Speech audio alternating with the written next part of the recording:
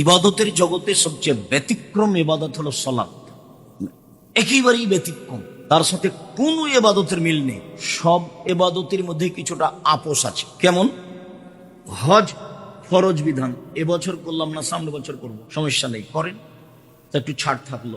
সিয়াম রোজা আমি অসুস্থ পরে করবো, এটা একটা সুবিধা থাকলো। আপনার জাকাত 20 দিন আগে দেন, 20 দিন পরে দেন, এই যে একটা সুবিধা আছে। কিন্তু সালাত এমন একটা ইবাদত যার সাথে কোনো প্রকার আপোষ নেই। অজু করে সালাত আদায় করতে হয়, তো পানি নেই, তায়াম্মুম করে করো। মাটি নেই, তো অজু তায়াম্মুম ছাড়াই পড়ো। কেবলার দিকে মুখ করে সালাত আদায় করতে হয়, তো কেবলা বোঝা যায় না, এমনিতেই পড়ো।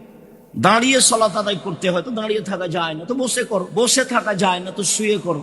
পরিষ্কার কাপড় পরে সালাত আদায় করতে হয়, পরিষ্কার কাপড় নেই, যেই কাপড়ে পেশাব পায়খানা লেগে আছে সেটা পরেই সালাত আদায় করো।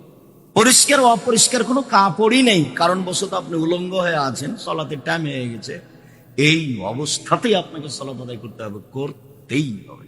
পৃথিবীর এক ব্যতিক্রম ইবাদত যা মানুষের সাথে কোনো সময় আপোষ করে না, এবং তার কাফারা মিথ্যা কথা।